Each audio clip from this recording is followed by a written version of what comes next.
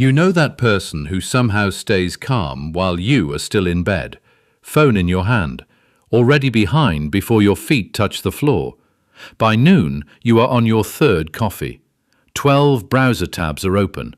Unread texts are sitting there. The workout clothes you swore you would use are still folded over a chair. Then one small email, one weird comment, or one look at someone else's perfect morning routine makes you wonder why everyone else seems steady while you keep starting over. That feeling has a name in real life. It feels like falling behind. Not failing, falling behind. Because most people do not lose to laziness, they lose to the size of the reset. You try to fix your sleep, your diet, your focus, your money, your body, and your mood in the same week. So your brain does what any tired brain would do. It freezes. It reaches for the phone. It says, tomorrow. Big resets create big resistance. Tiny actions slip past it. That is the whole doorway into these Japanese habits. Not as aesthetic quotes, not as a new personality, as boring daily moves, so small you can do them on a bad day. One glass of water before coffee. One cleared corner of your desk. One slow breath before replying. 1 page a day is 365 pages a year. That is a whole book finished while the old version of you was still waiting for motivation. Want better energy? Do one tiny body move. Want better focus? Remove one tiny distraction. Want more calm? Delay one tiny reaction. The point is not to become a different person overnight. The point is to give yourself proof before your brain has time to argue. Because proof changes the morning. You wake up, see the same phone, the same chair, the same unread messages. But now there is one small thing you can actually do. Not a fantasy routine, not a perfect life, just a move. Put one glass of water beside your coffee. Habit number 1 is Kaizen. And it starts with the exact moment your Sunday night confidence turns into Monday morning avoidance. You promised yourself the gym, meal prep, a clean inbox, a perfect calendar, and no scrolling. But now the alarm is going off, your coffee is brewing, and all of it feels too big to touch. The sneakers by the door look like a threat. The calendar app feels like a court summons. So you do nothing. Then call yourself lazy. When the real problem is that your first step was built like a whole new life instead of one tiny move. Kaizen means small, continuous improvement. Not a life makeover, a tiny repair. 1% today, that is enough. Most people fail on Monday because they designed a Monday for a person who slept 8 hours, woke up inspired, and had no unread messages. But your real Monday has traffic. Your real Monday has Slack notifications. Your real Monday has a sink with 3 mugs in it before 9 a.m. So Kaizen does not ask for the fantasy version of you. It works with the tired version. Your brain fights big demands because big demands feel expensive. A full workout feels like losing an hour. A full meal prep feels like losing your Sunday. A full inbox cleanup feels like walking into a room full of people asking for things. But one push-up, one glass of water before coffee, one plate put in the dishwasher, that is so small your brain barely gets a vote. Small wins rebuild self-trust. That is the real point, not the push-up, not the water, not the clean plate. The point is that you said you would move, and then you moved. One push-up a day is 365 push-ups a year. One cleared surface a day is 365 small messes that did not become a whole room. One 2-minute walk a day is over 12 hours of walking in a year. That is not dramatic. That is real. In America, starting small feels like admitting you're behind. But tiny is not weak. Tiny is repeatable. Want better fitness? Do one push-up. Want cleaner mornings? Wash one mug. Want less scrolling? Put the phone across the room for 1 minute. Want better focus? Close one tab. Same shape, same promise. One move today proves you are not stuck. So tomorrow morning, when the coffee is brewing and the old panic starts whispering that you already failed, do not negotiate with your whole life. Do not redesign your personality before breakfast. Touch one small thing and finish it. Do one push-up before your coffee. And once you prove you can move 1 inch, the next question gets harder. What are you actually moving toward? Habit number 2 is ikigai. And this is for the part of you that gets through the day just fine, but still feels like something is missing when everything gets quiet. You wake up, check the calendar, answer messages, do the work, pay the bill, make the call, and from the outside, it looks like you are handling your life. But later, when the laptop is closed and the room is still, you feel this dull little question underneath everything. Is this really what my days are supposed to feel like? Nothing dramatic happened. No crisis. Just a flatness that shows up after the noise stops. You are not broken because your life looks functional but feels thin. You may just be missing a small direction. Ikigai is a Japanese idea often translated as a reason for being. Not a perfect destiny, not a TED Talk mission. A reason to get up that makes an ordinary day feel a little more worth showing up for. That matters because most people turn purpose into a giant homework assignment. Find your calling. Change your career. Know your passion. Build a life that makes sense forever. That kind of pressure can make you do nothing. Big purpose can freeze you. Small purpose can move you. In the Japanese and Okinawan life philosophy around ikigai, the point is not to become impressive. It is to notice the personal source of meaning that gives energy back to a normal day. Something you love, something you are good at, something useful, something the world can receive from you.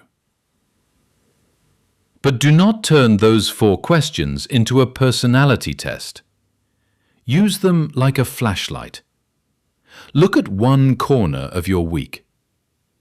Maybe you feel a little more awake when you help your younger brother understand money. Maybe you lose track of time when you cook without rushing.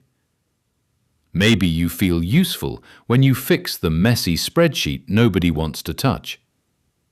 Maybe 10 minutes of guitar makes the whole evening feel less grey. That counts. In America, not having a huge purpose can feel like failing adulthood. But your life does not need a movie trailer. It needs one honest spark. Purpose is not always loud. Sometimes it is the thing you would still do for 10 minutes, even if nobody clapped. So tonight, do not ask, what should I do with my whole life? That question is too heavy for a tired room and a closed laptop. Ask this instead. What gave me even a little energy this week? Write one sentence. Then put one 10-minute block on your calendar for it. Not someday, this week. Habit number 3 is hara hachi bu, and it starts with the dinner you barely remember eating. You are on the couch with Netflix playing. The takeout container is open. Your phone is next to your knee. And suddenly, the food is gone, even though you barely tasted the last 10 bites. Or you are eating lunch at your desk between messages, rushing through a sandwich like it is one more task. Then standing up, heavy, tired, and annoyed that your body feels like an afterthought. Not sick, not full in a good way, just stuffed and checked out. That is where hara hachi bu helps. In Okinawa, this Japanese eating practice is commonly expressed as eating until about 80% full. Not 100%, not clean the plate. Comfortable. Stop before stuffed. The point is not dieting. It is noticing the moment your body says, "That is enough," before your hand keeps going. Because the show is still on, the inbox is still open, or the fries are still sitting there. Your stomach is slower than your mouth. That is the whole trick. If you eat fast, your body does not get a vote until it is too late. By the time the signal arrives, the container is empty and your waistband feels personal. Hara hachi bu gives your body a small delay, a pause, a breath, a chance to speak before the plate is finished. There is no need to dress this up as magic. The Okinawan eating practice is simple. Pause before or during a meal. Aim for about 80% full. And stop at comfortable satisfaction instead of pushing into heaviness. That pause is what interrupts the couch dinner, the desk lunch, or the takeout container before your body has to shout at you to stop. This matters because most overeating at home does not feel like a decision. It feels like momentum. One bite while scrolling. One bite while replying. One bite while watching the next scene load. 10 bites later, you are not eating dinner anymore. You are just keeping your hands busy. In America, leaving food can feel wasteful. But using your body as storage is not respect. It is cleanup with a pulse. Try this at your next meal. When half the food is gone, put the fork down. Do not check your phone. Do not negotiate with the plate. Just sit for 10 seconds and ask, "Am I still hungry, or am I just continuing?" One halfway pause per meal is 3 pauses a day. That is 1,095 moments a year where your body gets heard before autopilot takes over. Tiny pause. Big difference. You do not need a smaller plate, a perfect diet, or a tracking app to begin. You need one quiet break between bites. Put the fork down halfway. And once you learn to pause before your body gets overwhelmed, the next reset is learning to pause when life does. Habit number 4 is gammon. And it is for the moment one bad message makes your whole day tilt. You open a brutal email before lunch, or you see the bill you forgot, or you are stuck in traffic already late. And suddenly your chest is tight, your jaw is locked, and your brain wants to either snap at someone or disappear. Then later, after the moment passes, you feel embarrassed because the problem was real, but the reaction took over your entire body like it owned you. That is the part nobody likes to admit. Stress can make a grown adult feel hijacked in 10 seconds. Gaman is a Japanese idea of enduring hardship with patience, self-control and dignity, without denying that the situation is hard. Not smiling through pain, not swallowing everything, not acting like the email did not sting. The bill is not scary, or the traffic is not ruining the afternoon. Gaman says, "This is hard, and I can stay steady." That line matters because most people only know two settings: explode, then regret it; shut down, then carry it all day. Gaman gives you a third option. Hold the moment long enough to choose the next move. In Japanese life and cultural tradition, gaman, endurance practice, is not treated like a lab trick with a researcher, institution, year, or percentage attached. It is a social and personal discipline. Endure what is difficult with composure. Keep your dignity, and do the necessary thing without making the wound bigger. That explains your body in that traffic lane. Your chest tightens because your brain is trying to protect you. Your jaw locks because your body thinks action has to be immediate. Your attention narrows until the whole world becomes one email, one bill, one red light. So do not try to become calm for the whole day. Win 5 minutes. 5 minutes is enough. When the message hits, plant both feet on the floor. Take one slow breath. Name the truth in one sentence. This is hard, but I do not have to make it worse. Then pick the next necessary action, not the perfect action, the next one. If it is an email, draft one clean sentence.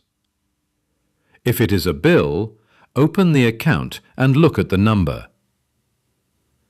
If it is traffic, loosen your jaw and keep your hands steady on the wheel. Same pressure, different posture. In America, reacting fast can feel like being strong, but sometimes the strongest person in the room is the one who does not donate their whole nervous system to one bad moment. So tonight, practice the 5-minute rule before you answer. Habit number 5 is kintsugi. And this one is for the part of you that still replays old mistakes when the house gets quiet. You are lying in bed with the ceiling fan moving above you, thinking about the job you lost, the relationship you messed up, the money mistake, the year you wasted, or the version of yourself you wish nobody remembered. Then you wake up, answer messages, make coffee, act normal, and carry that private shame through the day like it is something you have to keep hidden from everyone. Nobody sees it in the grocery line. Nobody hears it while you are paying for gas. But your body knows. It tightens when a memory walks in. This is where kintsugi matters. Kintsugi is the Japanese repair art of taking broken pottery and joining the pieces with visible gold seams. The break is not erased. The break becomes part of the object's history, not decoration. Evidence. A bowl repaired this way does not pretend it was never dropped. It becomes beautiful because the repair is visible, careful, and real. That is the emotional punch. You are not ruined. You are under repair. But do not turn this into pretending pain was good. Some things hurt because they were harmful. Some years were expensive. Some losses did not secretly happen to teach you a lesson. Kintsugi does not romanticize the crack. It honors the repair. That is the difference. Your shame wants the old mistake to mean, "This is who I am." Kintsugi asks a better question. What did I have to build because I survived that? Maybe the job you lost forced you to learn humility. Maybe the breakup forced you to tell the truth faster. Maybe the money mistake forced you to finally look at the numbers. Same wound, different evidence. In America, being repaired can feel like being exposed. We like comeback stories after they are clean. We like resilience when it photographs well. But the real work usually happens in sweatpants with a notebook after a memory hits you sideways and you do not want to look at it. So give the shame a job. Tonight, write 2 lines. Line 1, the crack was. Line 2, the strength it forced me to build was. 1 crack a week is 52 honest repairs a year. That is not journaling for aesthetics. That is collecting proof that your past did not get the final word. Name 1 crack and 1 strength. Then close the notebook. Do not stare at the ceiling fan trying to solve your whole history at midnight. Just let 1 old piece be seen, without letting it define the whole bowl. And when you put all 5 habits together, they stop being separate tips and start looking like one quiet way to rebuild a life. So when you put these 5 habits together, they are not 5 more things to add to your already crowded life. You might close this video on your phone and still be in the same room, same kitchen counter, same calendar, same bills in the app, same unread messages waiting with that little red number like it owns your attention. But before you walk back into all of it, choose 1 quiet move that proves you are not stuck. Not 5, 1. That is the reset. Kaizen says make the step smaller. Ikigai says follow 1 honest spark. Hara Hachibu says stop before your body has to yell. Gaman says hold the hard moment for 5 minutes. Kintsugi says repair the crack without pretending it never happened. None of this needs to become a new identity. You do not need a bamboo desktop, a perfect morning routine, or a personality built out of saved quotes. A habit only works when it gets boring enough to repeat. That is where your life changes. Not in the screenshot, in the Tuesday night choice. 1 push-up, 1 sentence, 1 halfway pause, 1 slow breath, 1 honest line in a notebook. Small is not a downgrade. Small is how trust comes back. Because 1 quiet action today is not just 1 action. 1 action a day is 365 votes in a year. 365 little moments where you stopped proving the old story right. That number matters because your brain does not believe speeches for long. It believes receipts. So do not try to become a different person by Monday. That pressure is what made you quit before. Pick 1 habit for the next 24 hours. If your body feels heavy, choose Kaizen. If your days feel flat, choose Ikigai. If food has become autopilot, choose Hara Hachibu. If stress keeps hijacking you, choose Gaman. If shame keeps following you into quiet rooms, choose Kintsugi. Then write 1 word in the comments. Reset. Not because the internet needs to know your life, because you need to mark the moment you stopped waiting for a perfect version of yourself to begin. You are not behind beyond repair. You are 1 quiet choice away from evidence.